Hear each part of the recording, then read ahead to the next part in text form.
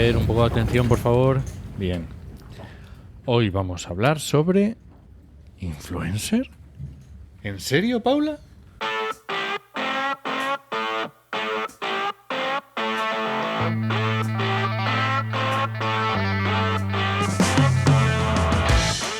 Bienvenidas y bienvenidos a RSC, Rescate Sostenible Corporativo.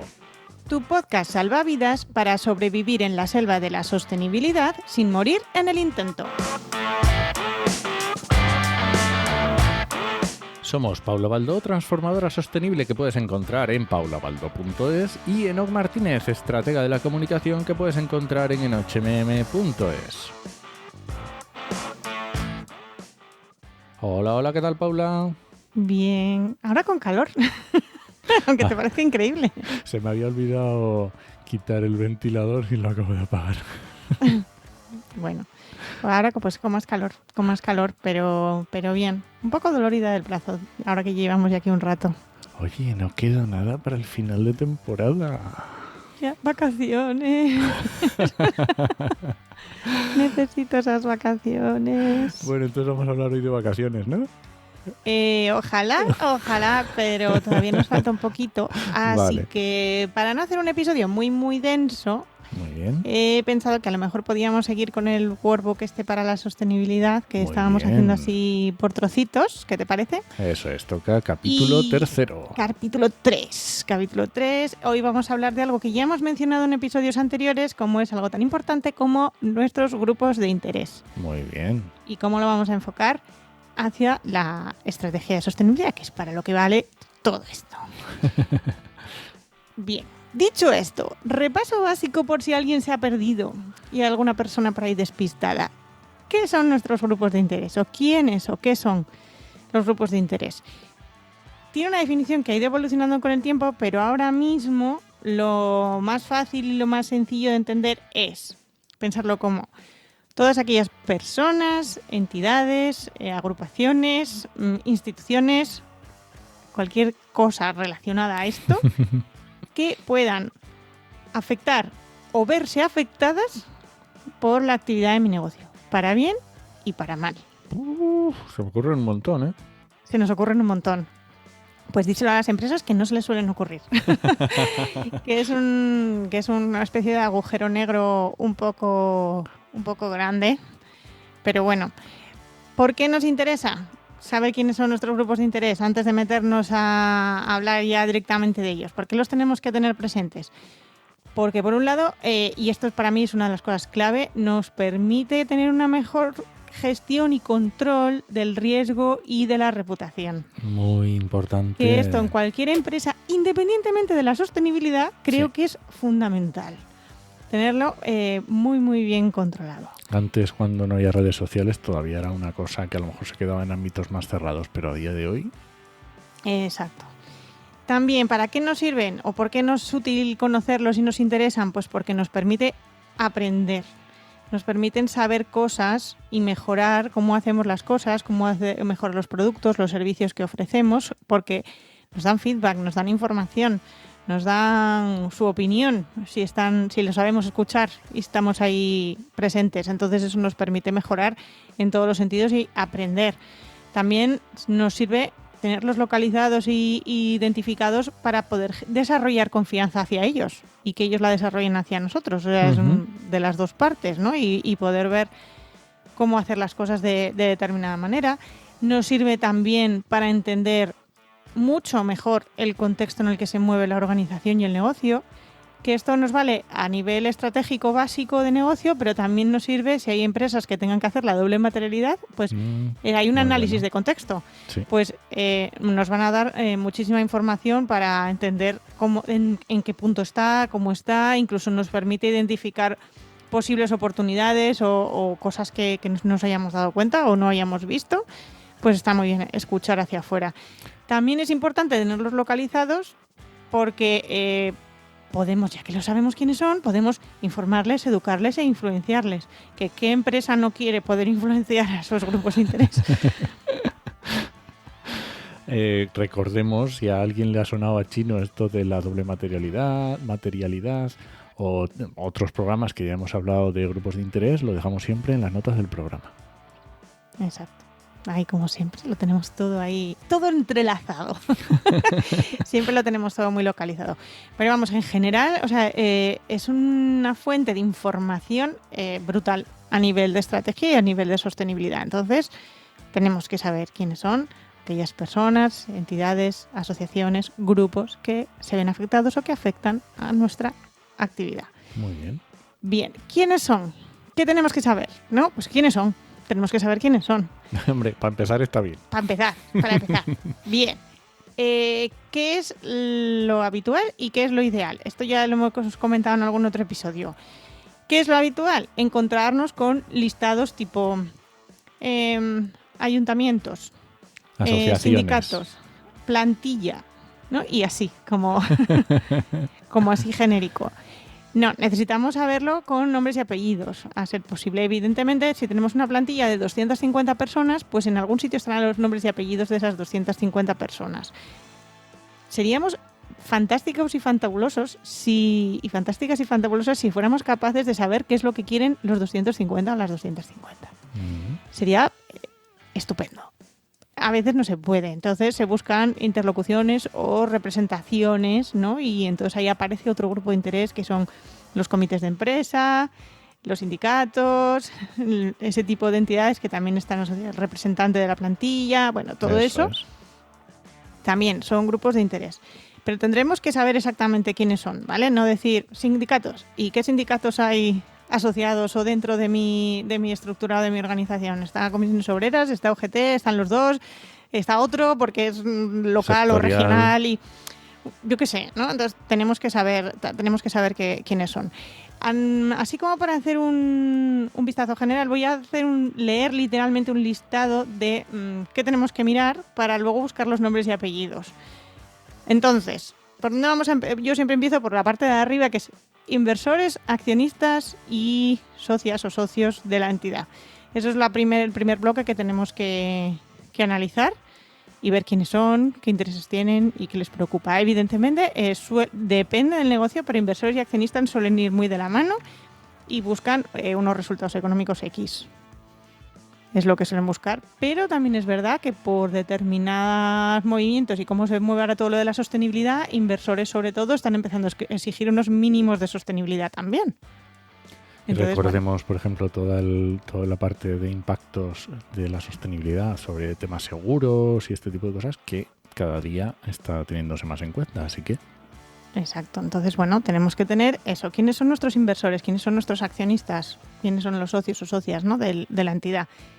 Otro grupo de interés importantísimo, la clientela. Claro. O sea, tenemos unos y unas clientes ahí que quieren cosas, que quieren lo que les ofrecemos, pero bajo unas condiciones concretas. Entonces, bueno, tenemos que saber muy bien qué hay. Proveedores, tenemos que conocer esa cadena de valor bien y las empresas que están detrás de todo lo que obtenemos para poder dar salida a nuestro producto, a nuestro servicio. Entonces también tenemos, y insisto, no vale que poner en la lista de grupos de interés proveedores. No, uno a uno. No.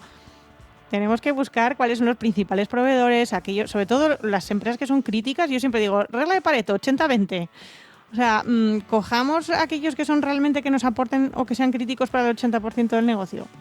Y el 20%, oye, pues ya está, nos preocuparemos de ellos más adelante. Pero tengámoslos localizados. La plantilla, que ya lo decía.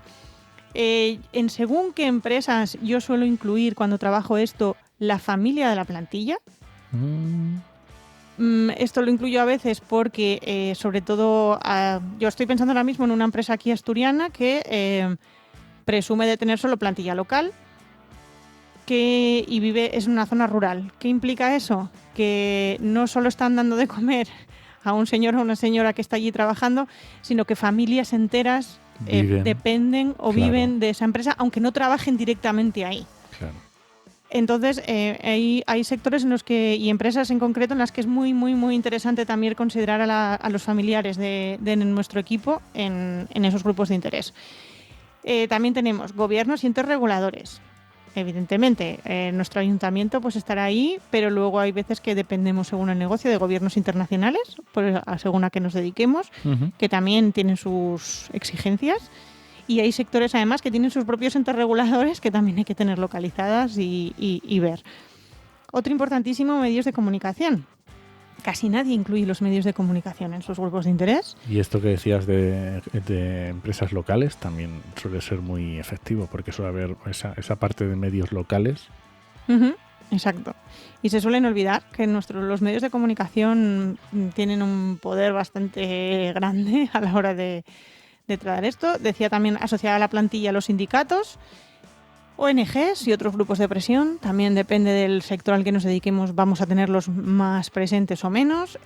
Igual que las comunidades locales, van a depender mucho también de qué cosas haya que nos dediquemos. Otro que casi nadie se acuerda de mirar, que es la competencia. Competencia, empresas asociadas a la competencia. Oye, es que son grupos de interés, se ven afectados directamente por nuestra actividad de negocio. Entonces es muy interesante también tenerlas localizadas a esas empresas, oye, que a lo mejor nos dan pistas e información.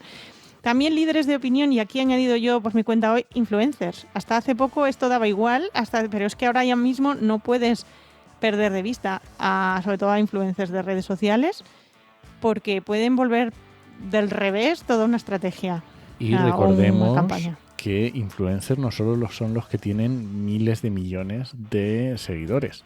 Cuanto más cerquemos el ámbito de nuestro proyecto o de nuestra organización, los influencers pasan a ser más pequeñitos, pero tienen un gran poder. Entonces no nos fijemos solo en los que tienen en los top. A veces un sector determinado hay influencers que no necesitan ser tan grandes para tener realmente influencia. Para hacer mucha presión, exacto.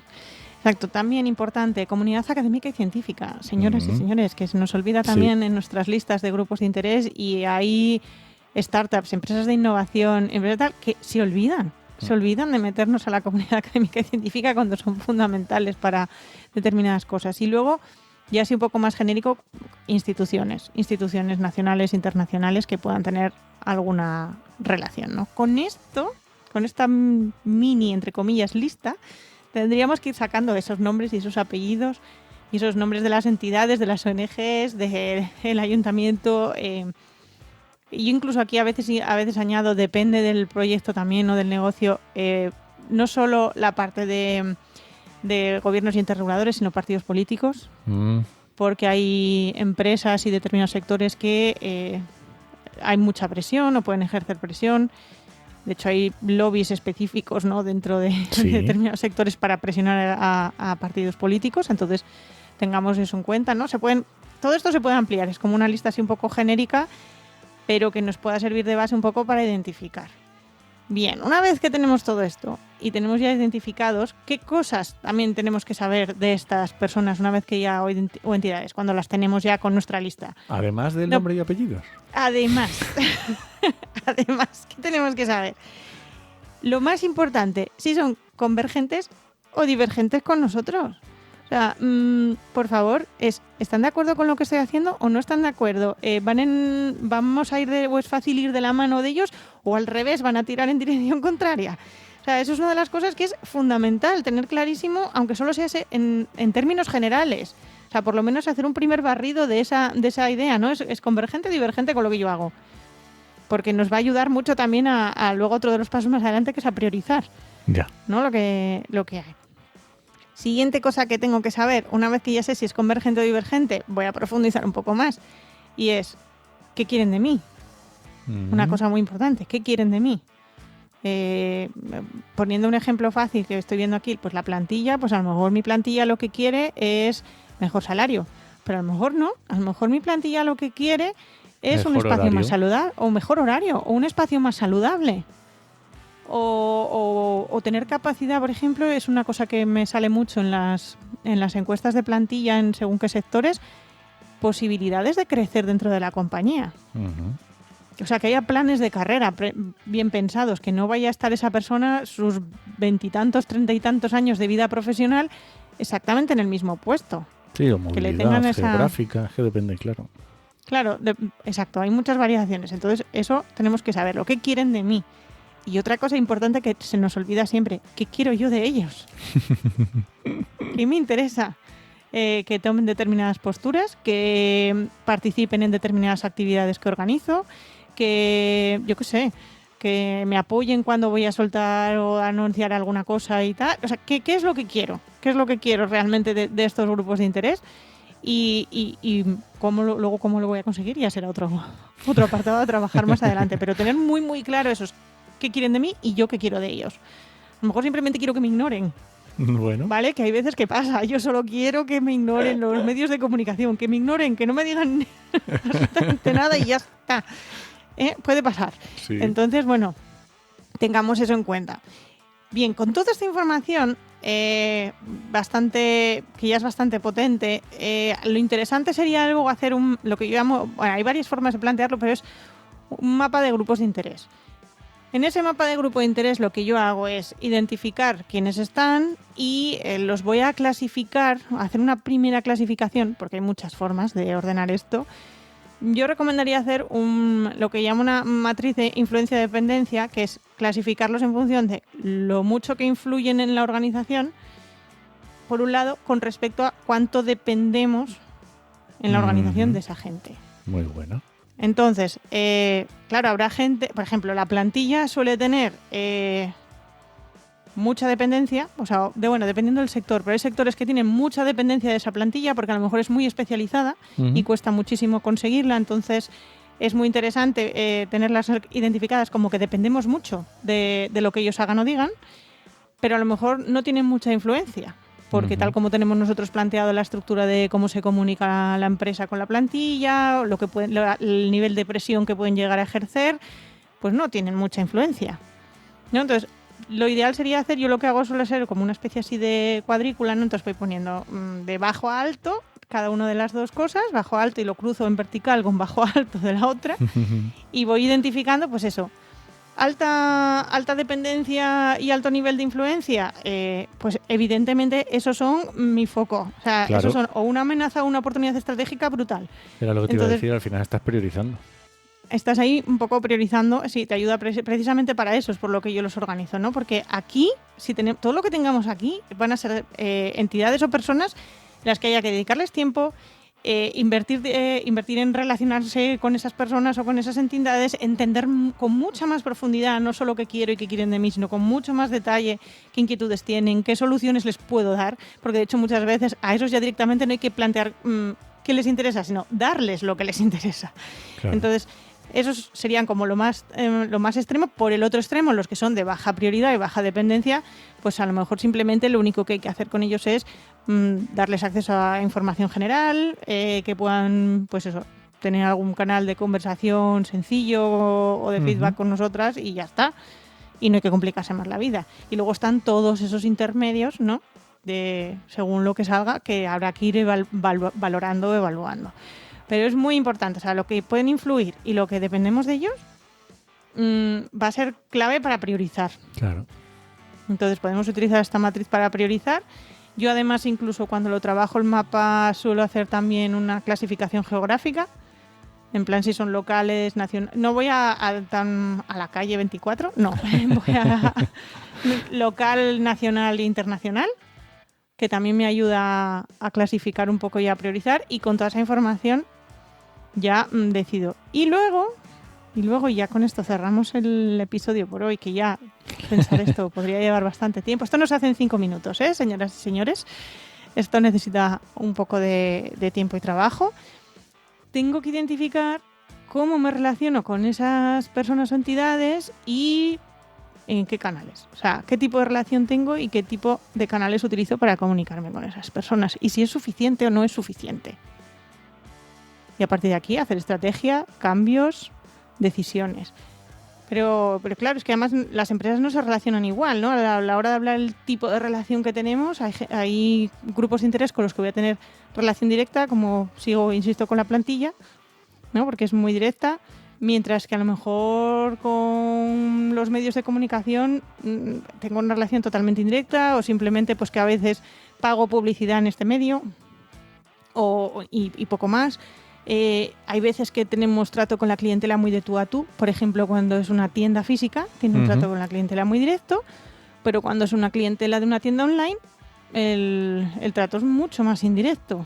Yeah. Y si además es una gran empresa, voy a poner un ejemplo de un monstruo, como es Amazon, ni siquiera tiene un trato de tú a tú de cliente a persona. La parte de Amazon que te responde es una máquina, salvo que sea algo como muy específico y muy tal. Hasta que te atiende un ser humano en el otro lado, tienes que pasar varios filtros. Entonces, son distintos volúmenes y distintas maneras que hay que también identificar. Hombre, pues yo creo que lleva su trabajo, pero la verdad es que lo veo con resultados muy interesantes y a bastante corto plazo, ¿eh? Sí. Y aparte que yo creo que es un esfuerzo que merece la pena hacer, porque luego a la larga nos va a ahorrar.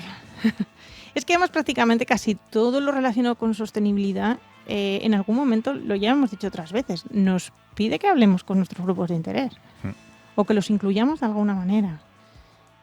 Entonces, bueno, poder trabajar esto y luego eso, ver qué canales utilizamos, que aquí ya sí que hay de todo, desde reuniones, focus groups, encuestas, las típicas llamadas de atención telefónica.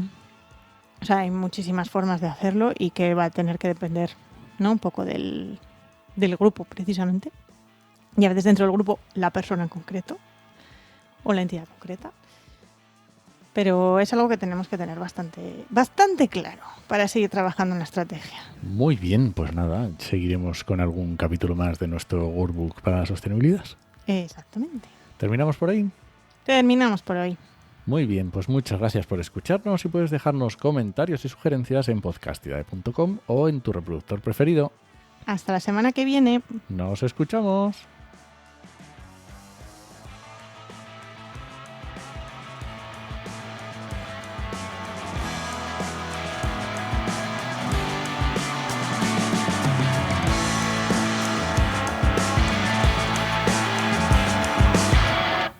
Y aprovecho, ya que tenemos este ratín, así entre tú y yo, para decirte que voy a sacar el programa antiguamente llamado programa de sostenibilidad en negocios, que le tengo que buscar un nombre nuevo.